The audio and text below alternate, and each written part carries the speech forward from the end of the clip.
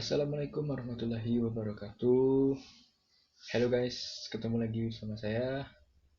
Kali ini saya akan mempresentasikan tugas mata kuliah saya tentang layanan mediasi yang berjudul Atasi Konflik Siswa. Sebelumnya saya akan memperkenalkan diri terlebih dahulu.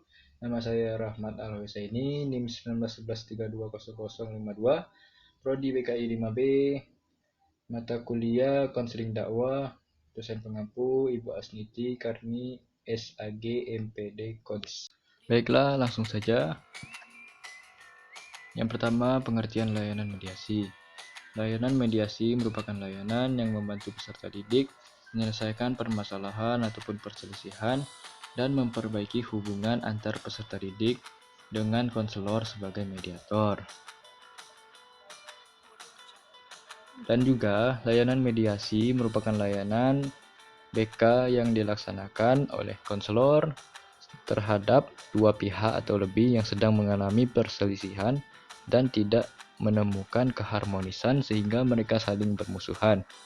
Keadaan yang demikian tentu akan merugikan pihak yang berkonflik. Baiklah, selanjutnya, sebelum melaksanakan layanan mediasi, tentunya ada proses dan tahapan-tahapan dalam mediasi. Yang pertama, perencanaan. Yang kedua, pelaksanaan yang meliputi kegiatan. Yang ketiga, menutup mediasi. Oke, yang pertama, perencanaan. Itu mengidentifikasi pihak-pihak yang akan menjadi peserta layanan.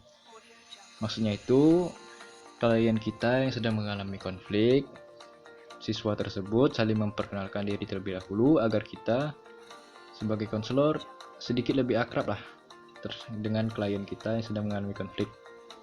B. Menentukan waktu dan tempat pertemuan. Nah, di sini kita sebagai konselor dan klien kita itu menentukan waktu, kapan waktu yang pas dan tepat. Ya, sesama ada waktu luang lah, dan mencari tempat. Yang C. Menyiapkan kelengkapan administrasi. Kita contohkan aja dalam administrasi kelas yang memiliki arti melayani, mengarahkan, mengatur, dan membantu klien kita tersebut. Yang kedua, pelaksanaan yang meliputi kegiatan. A. Menerima pihak-pihak yang berkonflik, yaitu kita dengan penuh keakraban dan keterbukaan terhadap peserta layanan sehingga timbul suasana nyaman dan dalam proses layanan mediasi tersebut. B. Membahas masalah konflik yang telah terjadi. Nah, dengan menjelaskan pentingnya asas-asas konseling dalam layanan mediasi, terutama sekali asas kerahasiaan, keterbukaan, dan kesukarelaan demi lancarnya proses layanan mediasi ini. C. Menyimpulkan permasalahan dari kedua pihak yang bertikai. Nah, kedua pihak saling menyadari dan bersepakat permasalahan tersebut yang menyebabkan terjadinya konflik. D. Mendamaikan pihak yang berkonflik melalui musyawarah. Nah, yaitu mendamaikan pihak yang berkonflik melalui musyawarah. Kedua pihak yang bertikai membuat kesepakatan untuk segera menyelesaikan konflik dengan cara damai dan menutup permasalahan tersebut. Nah, dari kesepakatan tersebut tercipta sikap bermusuhan menjadi rasa damai terhadap pihak lain, tolong-menolong dan bekerja sama, serta saling memaafkan dan lapang dada. Oke, yang ketiga, menutup mediasi. Itu membuat laporan yang diperlukan untuk pihak-pihak peserta layanan mediasi dan mendokumentasikan laporan layanan mediasi, yaitu hasil evaluasi kita sebagai konselor dan memantapkan upaya perdamaian di antara pihak-pihak yang berselisih atau bertikai. Oke, langsung saja kita masuk pengertian konflik. yaitu kedua belah pihak yang berkonflik memiliki tujuan, sikap, dan struktur nilai yang berbeda, yang tercermin dalam berbagai bentuk perilaku perlawanan. Nah, faktor-faktor penyebab dalam konflik. Yang pertama, perbedaan individu. Nah, perbedaan individu ini biasanya yaitu perbedaan pendirian dan perasaan akan sesuatu hal dapat menjadi faktor penyebab konflik. Karena dalam menjalani hubungan sosial, seseorang tidak selalu sejalan dengan kelompoknya. Manusia merupakan individu yang memiliki keunikan. Jangankan manusia yang berbeda orang tua, suku, dan ras. Bahkan manusia yang lahir dari dalam satu rahim pun pasti memiliki banyak perbedaan. Walaupun secara fisik sekilas sama, seperti dalam kasus bayi kembar, akan tetapi belum tentu pendirian dan perasaan kedua kembar tersebut sama. Yang kedua, perbedaan latar belakang kebudayaan. Nah, dalam lingkup yang lebih luas, berbagai kelompok kebudayaan bisa saja memiliki nilai-nilai dan norma-norma sosial yang berbeda-beda. Nah, perbedaan tersebut yang dapat mendatangkan konflik.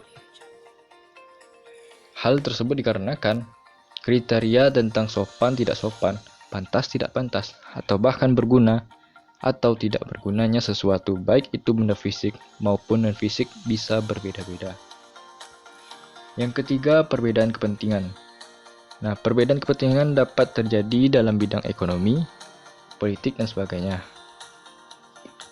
Nah, hal tersebut dikarenakan setiap individu memiliki kebutuhan dan kepentingan yang berbeda dalam melihat atau mengerjakan sesuatu. Karena manusia memiliki perasaan, pendirian, maupun latar belakang kebudayaan yang berbeda-beda. Nah, selanjutnya akibat dari konflik. Yang pertama, meningkatnya solidaritas sesama anggota kelompok. Nah, terjadinya konflik dengan kelompok lain terkadang dapat meningkatkan solidaritas sesama anggota kelompok yang sedang mengalami konflik dengan kelompok lain. Contoh, dalam hal ini seperti peristiwa 10 November di Surabaya, para pejuang tidak menghiraukan perbedaan suku, agama, organisasi politik, dan sebagainya. Mereka bahu-membahu melawan Inggris atau sekutu. Yang kedua, retaknya hubungan antar individu atau kelompok.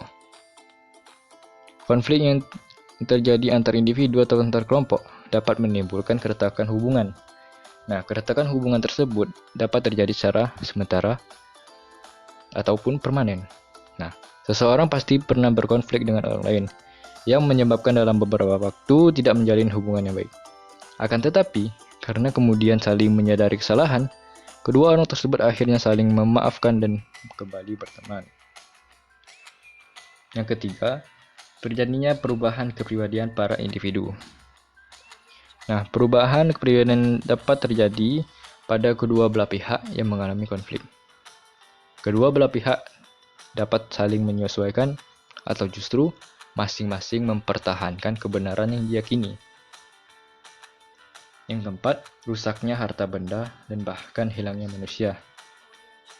Konflik yang berujung pada kekerasan fisik dapat menyebabkan kerusakan dan hilangnya nyawa manusia. Sebagai contoh, tawuran. Nah, tawuran, contoh harta benda yaitu kaca rusak, kendaraan rusak,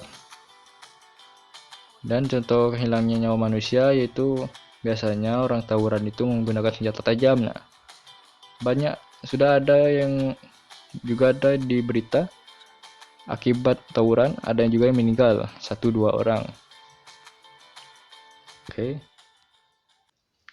Selanjutnya cara mengatasi konflik siswa. Yang pertama, menghindar. Nah, kadang orang merasa tidak ada manfaatnya melanjutkan konflik dengan orang atau kelompok lain. Hal ini mungkin disebabkan keyakinan bahwa dia tidak akan menang menghadapi konflik.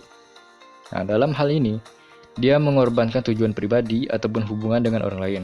Nah, orang ini berusaha menjauhi masalah yang menimbulkan konflik ataupun orang yang bertentangan dengannya. Yang kedua, memaksakan kehendak. Terdapat individu atau kelompok yang memandang bahwa pendapat atau idenya paling benar. Oleh karena itu, dengan segala cara, konflik harus berakhir dengan kemenangan di pihaknya.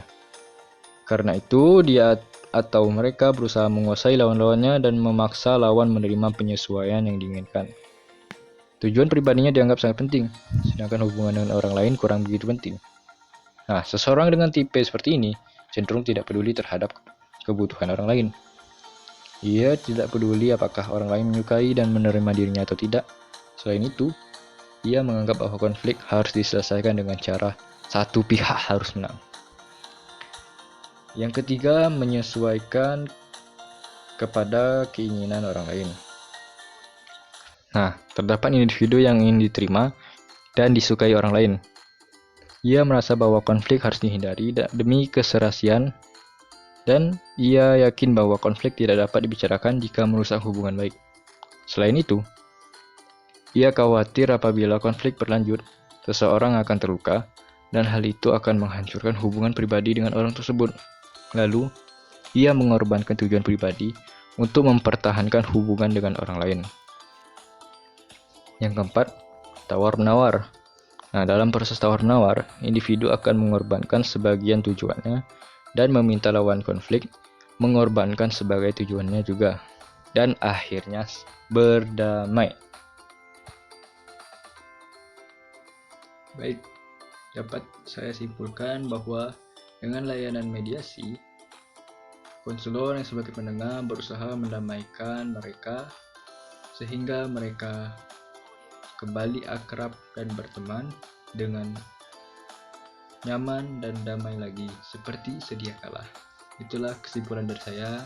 Lebih kurang mohon maaf. Terima kasih. Wassalamualaikum warahmatullahi wabarakatuh. Terima kasih teman-teman yang sudah menonton video saya. Jangan lupa tekan tombol like, subscribe, dan loncengnya ya. Wassalamualaikum warahmatullahi wabarakatuh.